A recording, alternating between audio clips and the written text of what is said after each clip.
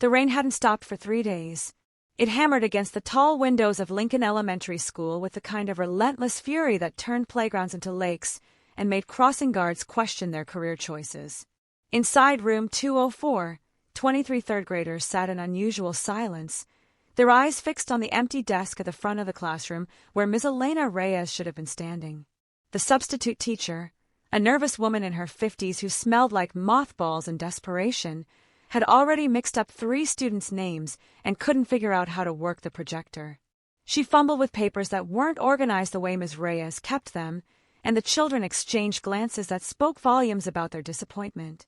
7-year-old Marcus Chun sat in the 3rd row, his small hands gripping a pencil, so tightly his knuckles had turned white. He'd been at Lincoln Elementary for exactly 4 months, transferred from 3 different schools before this one, each placement lasting only weeks before foster families decided he was too much trouble. Too quiet, too damaged, too everything except what they'd signed up for. Ms. Reyes was different. She'd looked at him on his first day with eyes that didn't hold pity or frustration, just patience and something that felt dangerously close to understanding. She'd learned within a week that he read at a 6th grade level but struggled with math, that he drew pictures during silent reading time of places he'd never been, and that he had nightmares that made him fall asleep at his desk by noon. She'd never called it out in front of the other students, just quietly let him rest his head down for 20 minutes, then gently woke him with a hand on his shoulder and a whispered question about whether he felt better. She brought extra snacks from home, the good kind with protein that she'd slip into his backpack when she thought he wasn't looking. She'd stayed after school every Tuesday and Thursday to help him with multiplication tables, never once making him feel stupid for not understanding what came easily to other kids. Ms. Reyes had missed exactly 0 days of school in the 4 months Marcus had known her. She arrived before the first bell and left after the custodians started locking doors. Her classroom was covered in student artwork and motivational posters that she bought with her own money, and she knew every single child's birthday, favorite color, and what made them scared. She didn't just miss school without telling someone. Marcus had known something was wrong the moment he'd walked through the classroom door that morning and seen the substitute teacher's uncomfortable smile. He'd felt it in his stomach, that same sick feeling he'd gotten the night his mother had overdosed, when the apartment had been too quiet and the air had felt heavy with something terrible. If you're enjoying the story so far, don't forget to hit the like button and subscribe. Drop a comment telling me where in the world you're watching from. I love hearing from you. By lunch, Marcus couldn't eat. The other kids chattered around him in the cafeteria, complaining about the substitute and speculating about where Ms. Reyes might be. Most thought she was sick. A few wondered if she quit. One girl suggested maybe she'd gotten married over the weekend and was on her honeymoon. But Marcus knew better. He'd seen the way Ms. Reyes had looked last Friday when a man had shown up at school pickup, standing near the fence with his hands in his pockets and his eyes tracking her every movement. Marcus had been waiting for his foster mother, late as usual, and he'd watched Ms. Reyes's face go pale, watched her hands shake as she'd walked quickly to her car. The man had followed her. Marcus had seen him get into a different car and pull out behind hers, and even though he was just 7 years old, he understood what it meant when someone's scared and trying to hide it.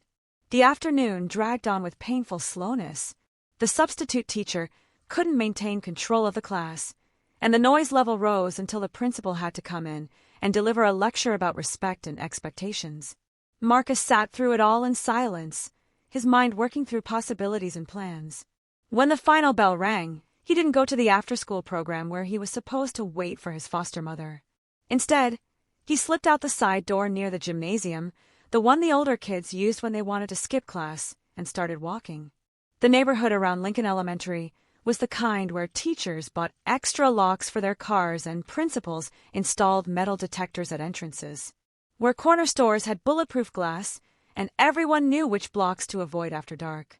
Marcus had learned its geography in 4 months, memorized the safe routes and the dangerous shortcuts, knew which adults would help a lost kid and which ones would pretend not to see him.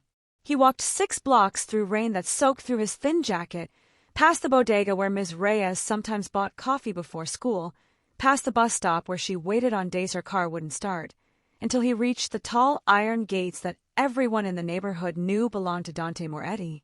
The estate stood out like a fortress in a war zone,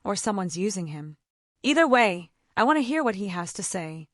He ended the call and pulled his laptop closer, typing Elena Reyes' name into search engines and databases most people didn't know existed.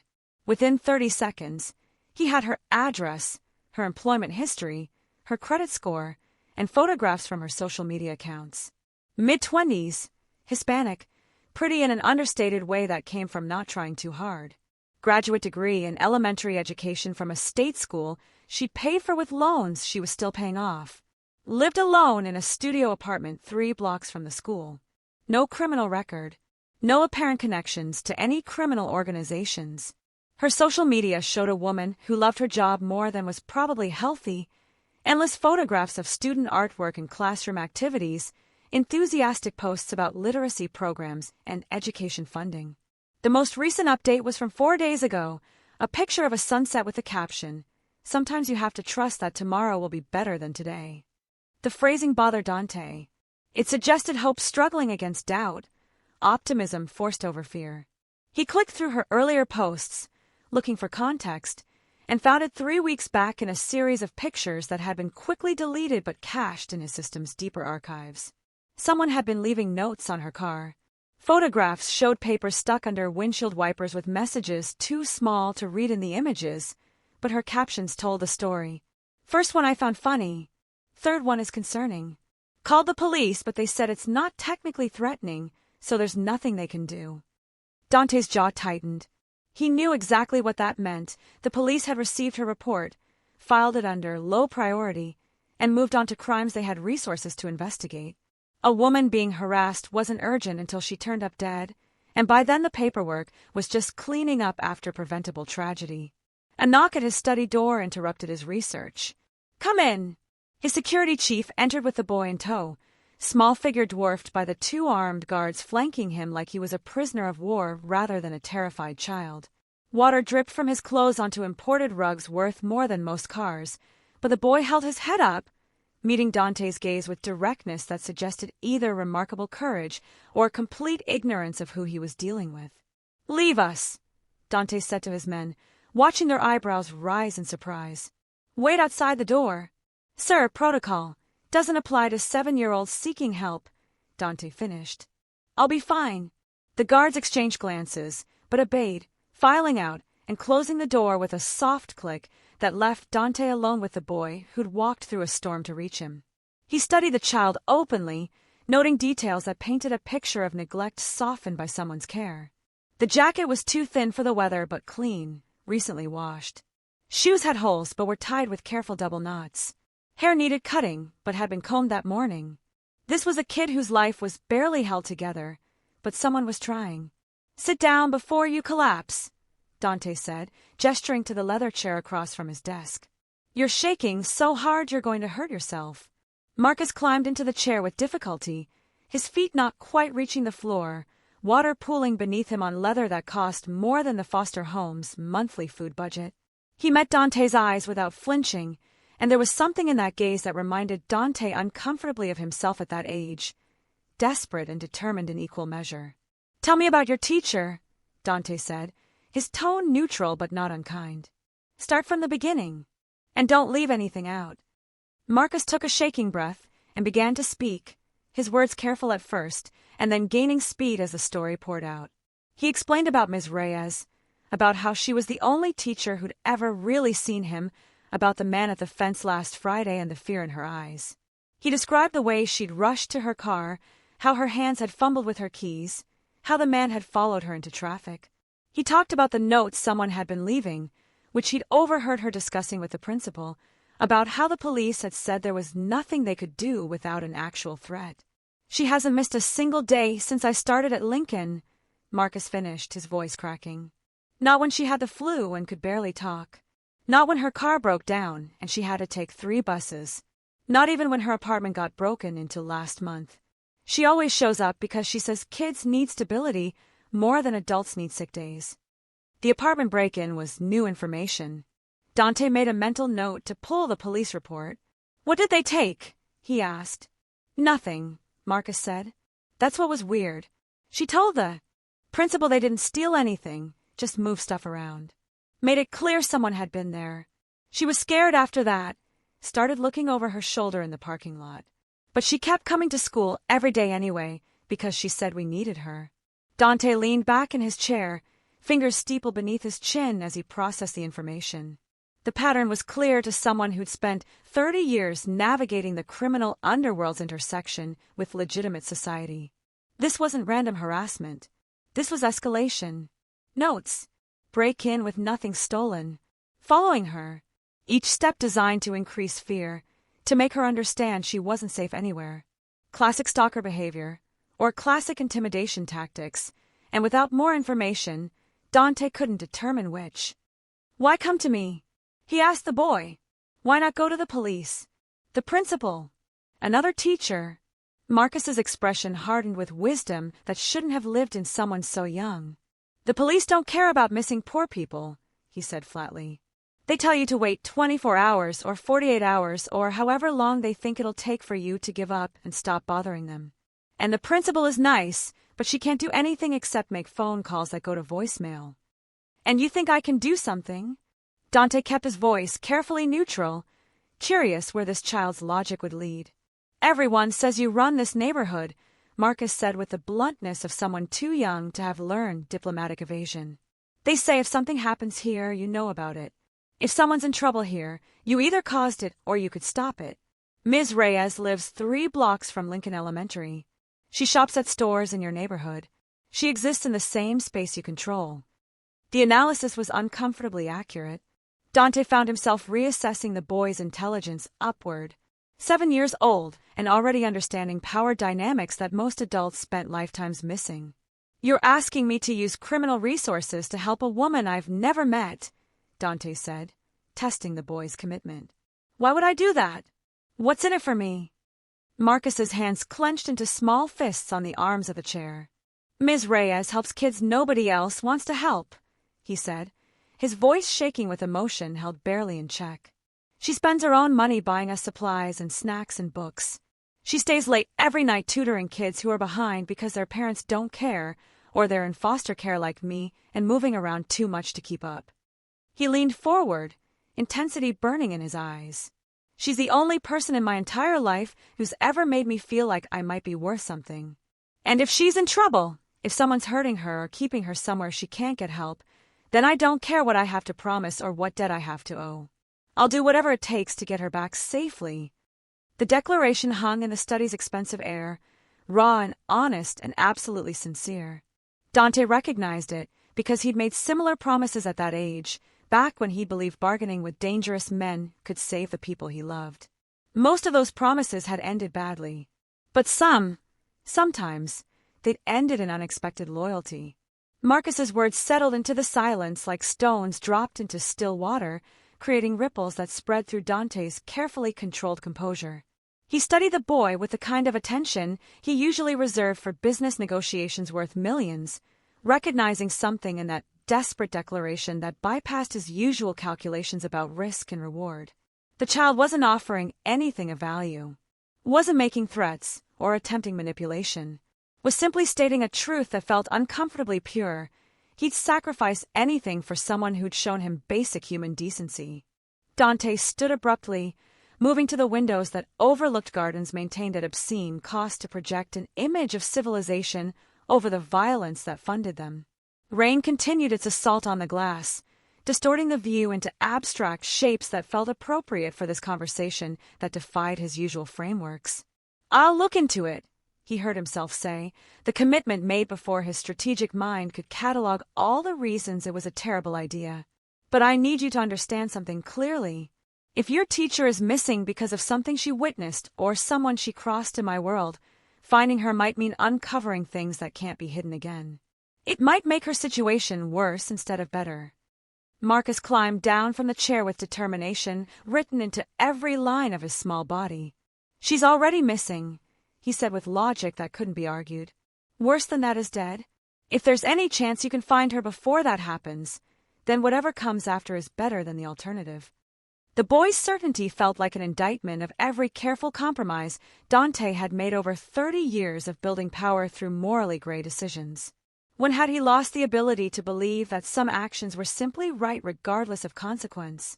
He pressed the intercom on his desk. "Vince, come back in. And bring Mrs. Chen's contact information from the school records."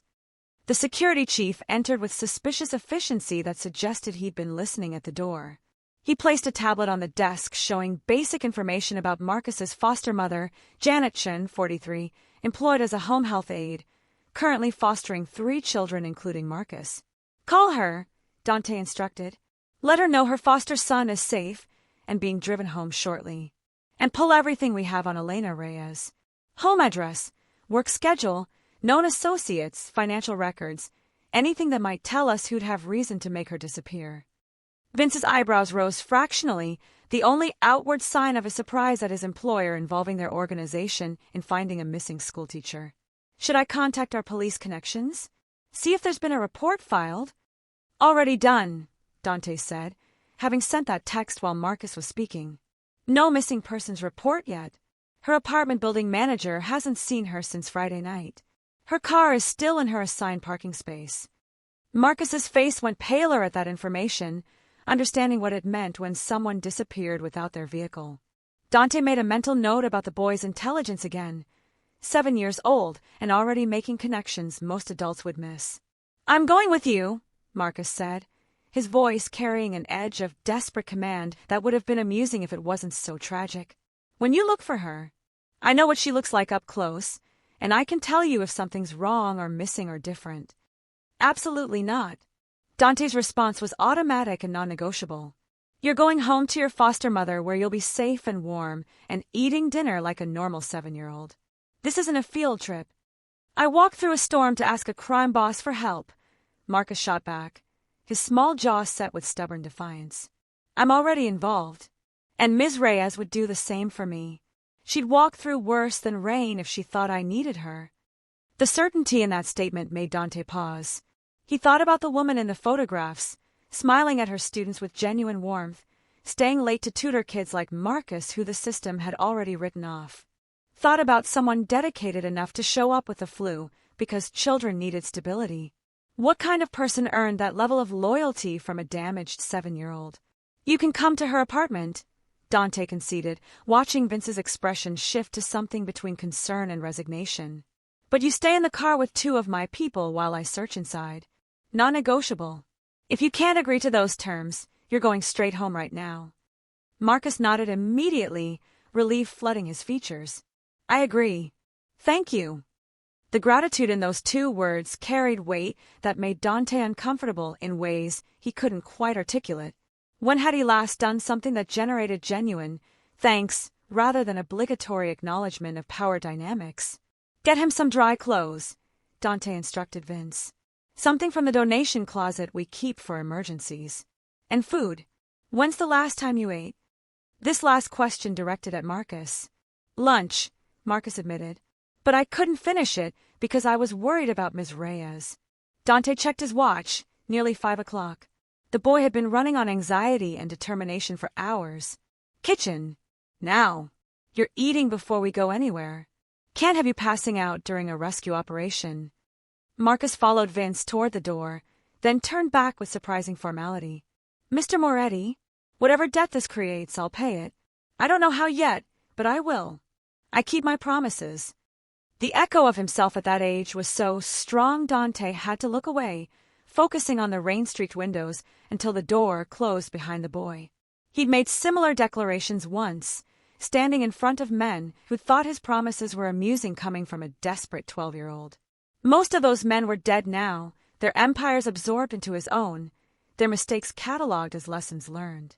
And Dante had kept every promise he'd made, even the ones that had cost him pieces of his humanity he could never recover. His phone buzzed with incoming information from his network. 6 messages in rapid succession, each adding pieces to a puzzle that was starting to take disturbing shape.